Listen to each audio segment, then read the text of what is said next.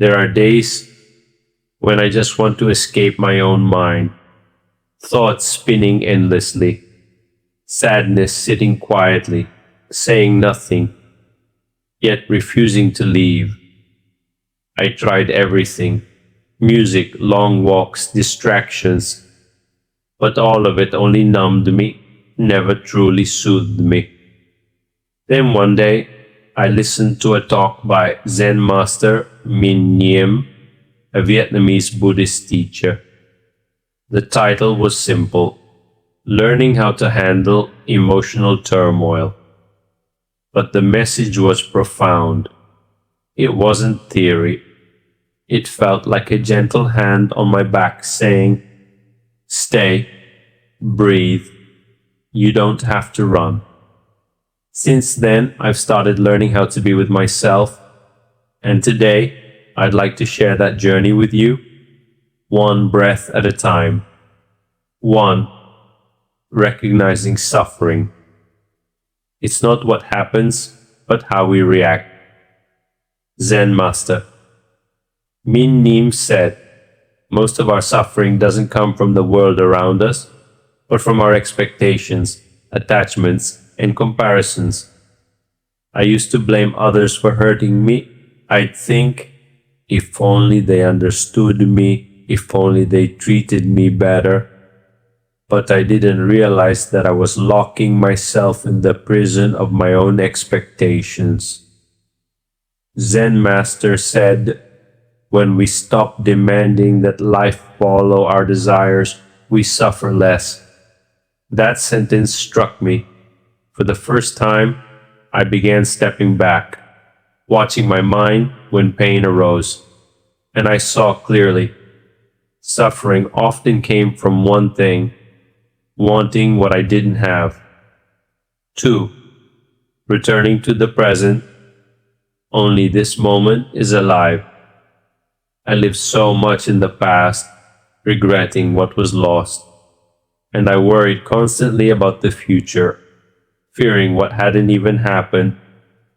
Zen Master reminded us, the present moment is the only door to peace. So I began a simple practice. Sit, place a hand on my belly, feel the breath go in, go out. And sometimes, just doing that, I cried, because it had been so long since I truly showed up for myself. The past is gone, the future isn't here yet, and I was living in places that didn't even exist. No wonder I was tired. Now I know. Every time I return to the now, I'm rescuing myself from being lost. 3. Don't run from your emotions. Listen to them like a friend. I used to think, if you're sad, cheer up. If you're anxious, stay positive.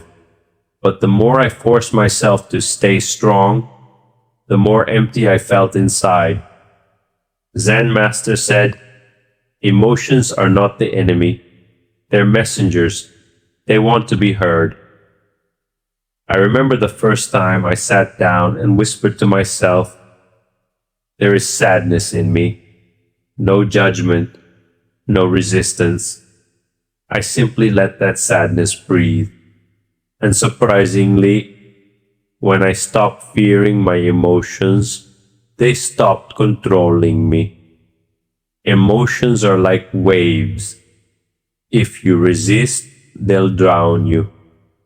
But if you float, you'll see they come and go. I'm learning to hold my emotions like a crying child who just needs to be held, gently and with care. 4. A practice for holding difficult emotions. 4 simple steps. Zen Master Min Neem shared a gentle method for dealing with emotional pain. 1. Acknowledge. There is fear in me. I feel anger. 2. Breathe with it. Soft, slow breaths. Stay in your body. 3. Name it kindly. Use gentle words. No judgment. 4. Embrace it like a child. be the calm presence you needed when you were small. I practiced this not as a way to fix myself quickly, but to simply be present with what I was feeling. And slowly, something shifted. Not that the pain disappeared, but it softened, like the surface of a lake settling after a storm. 5. Breath. A doorway. Back to myself. Before, I was breathing all the time, but I didn't know I was breathing. I rushed through each day as if I had to carry the whole world on my back. Zen Master said, when we return to our breath, we return to life. So I began stopping throughout the day. When I wash the dishes, I breathe. When I drive, I breathe. When I feel overwhelmed, I come back to the breath. And I realized the breath is the most peaceful home, always here, waiting for me to return. 6. Gratitude. When you stop wanting so much. One day, I looked up at the sky. It wasn't anything special, but for some reason, I felt thankful just to be alive. In the past, I only saw what was missing. Now, I try to notice what's still here. A roof above, a warm meal, a kind friend, or simply the ability to breathe.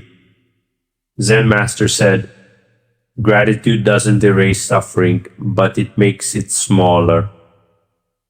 And I found that to be true.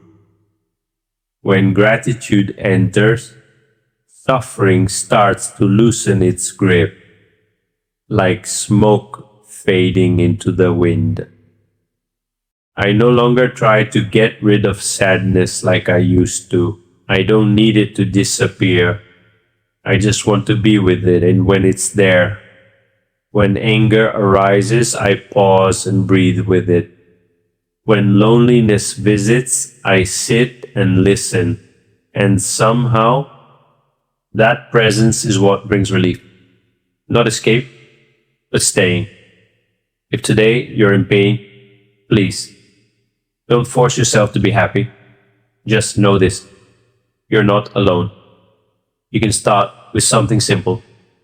Sit quietly, take one deep breath, and whisper to yourself, I'm here now with this pain. I'm not running anymore. And that is the beginning of something beautiful. If this reflection brought you a moment of calm, share it with someone who might be hurting too. And if you'd like to keep walking this path of gentle wisdom, subscribe for more mindful episodes like this. May your day be peaceful and your heart light enough to stay grounded in the middle of it all.